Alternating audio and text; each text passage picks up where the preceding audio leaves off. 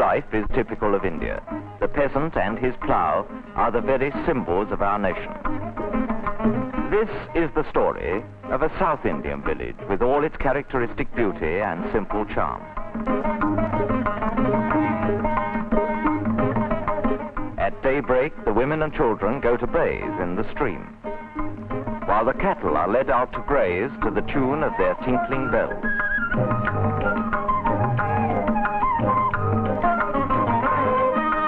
The women scour the household vessels in the stream and fill them with water for the day's requirements. The first important duty of the day is the worship of the village deity, while some of the villagers bathe in the waters of the temple tank, as it is believed that one is thereby purified from sin.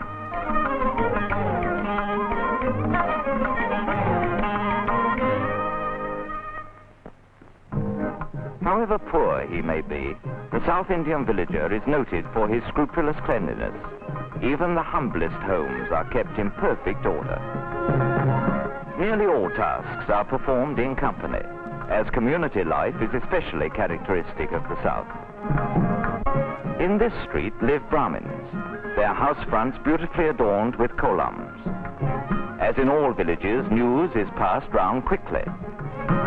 In this house, there is much to talk about, as there's going to be a wedding in 2 months' time. This must surely be the bride.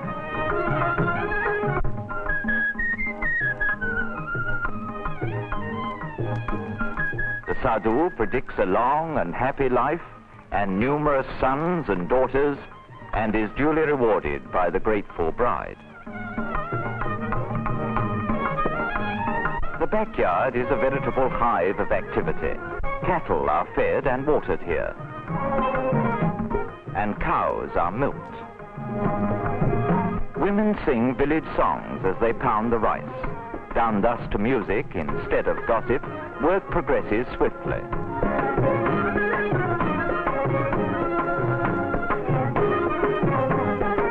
Even the chickens seem to find their share of the task easy. At 8 o'clock, school begins. The children of South India are extremely fond of learning, as these happy little faces plainly show.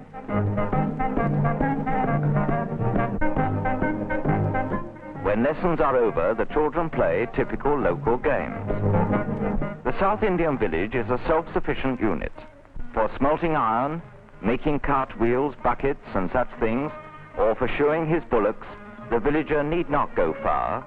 The local blacksmith fulfills all these needs. Pottery is an important local handicraft. The potter's skillful hands work swiftly. Vessels of different designs and sizes are fashioned as if by magic. They are dried in the sun and baked in fire. From easily perishable pottery, we turn to the seemingly imperishable monuments for which South India is famous.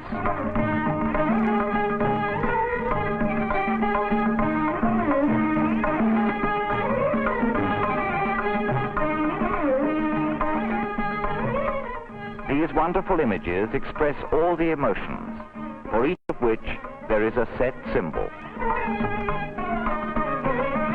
The coconut tree is useful in many ways, and both coconuts and leaves serve a number of purposes.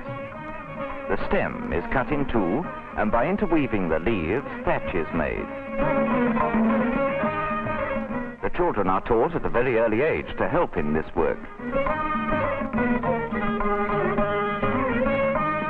Basket making is another industry in which coconut leaves are used, such baskets being very strong and serviceable. Rope is made out of the fiber from the outer cover of the coconut. The work is done either by improvised wheels or by hand. Sometimes ropes are made from palmyra leaves as well. In many of the villages, the main occupation of the people is weaving. They spin the yarn on the charka, size it, and weave it on the hand loom. Apart from the khadi thus prepared, they also purchase mill yarn and weave it on their looms. Our hand-spun clothing has done much to alleviate the cloth shortage.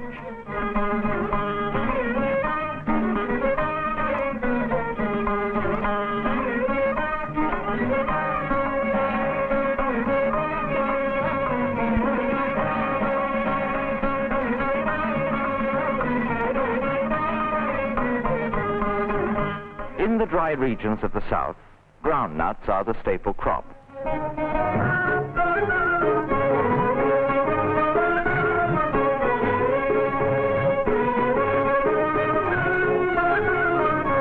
It is not we alone who like to munch them. They are popular with all, from our venerable ancestors to our youngest descendants. Groundnut oil is being prepared here. This oil is widely used in cooking nowadays.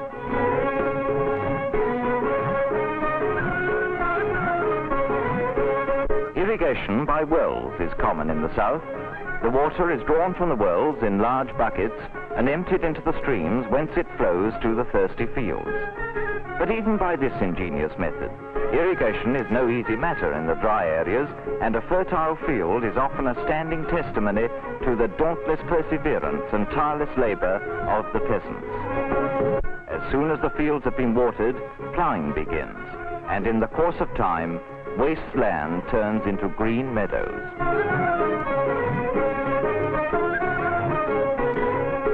Whatever the villagers do, they sing their way through their work, forgetting their weariness in the joy of music. Harvesting, naturally, is an occasion for especial enthusiasm. If the land is their own and the harvest a good one, their gladness knows no bounds, and they seem not to be aware of the heavy burdens they carry as they gather in the crops. As the carriers transport the hay to the marketplace, they still sing their melodious folk songs.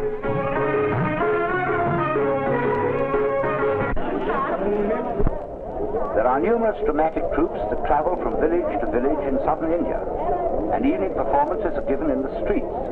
Here the people of the village witness one of the most popular musical dramas, Mathura Viran, the story of Princess Bomi being wooed by Viran, a commoner.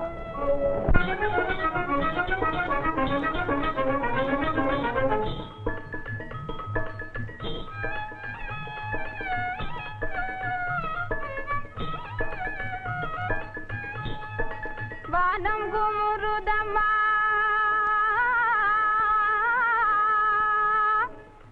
மழை பொழிய போகுதம்மா காணாத காட்சியெல்லாம் காணுதம்மா வானத்திலே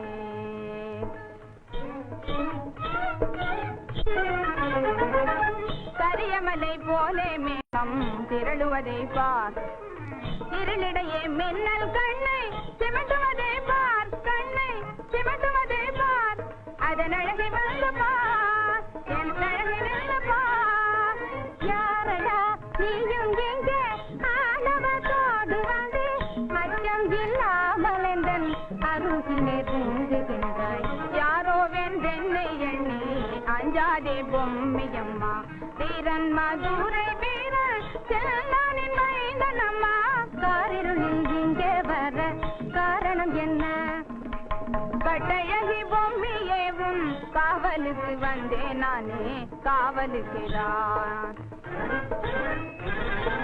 தனியாக என்னை விட்டு போகலாமோ தையலனி ஏன் உனக்கு ஒரு காவலா இல்லை உந்தனை கூடவுமே ஆவல் என்ன கூடவும் ஆவலா குறும்பு பேச்சு பேசுறி கரும்பே உன்மேல் ஆசை வச்சேன்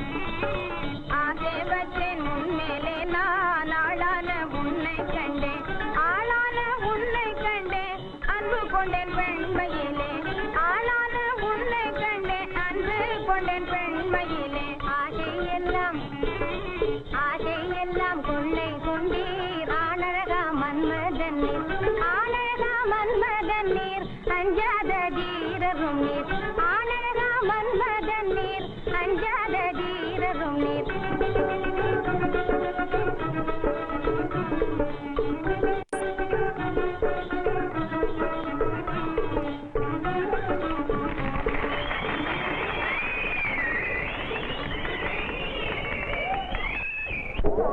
In the second act, Viran persuades Princess Bomi to elope with him on horseback.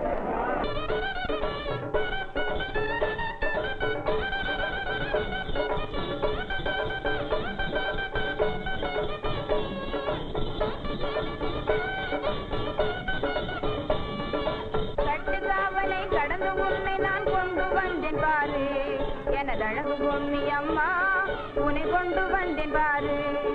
நான் வர மாட்டேன் என்று சொன்னாலே என்ன செய்ய முடியும், எப்படி கொண்டு வர முடியும்?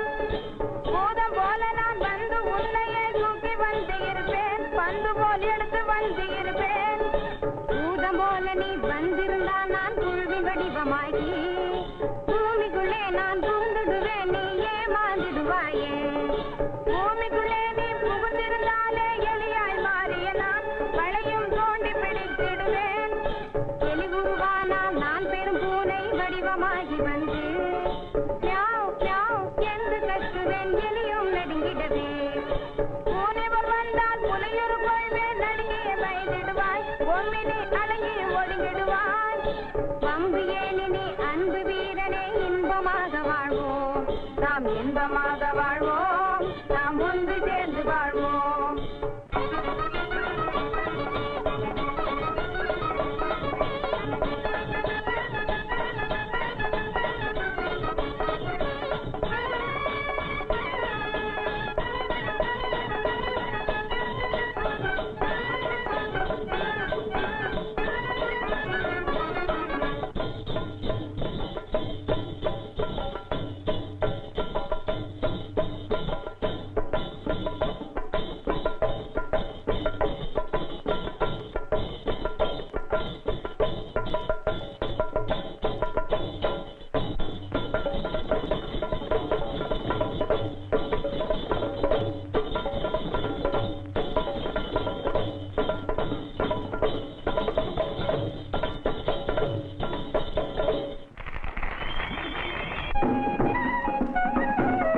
The merriest time of the year is undoubtedly the harvest festival in the month of January.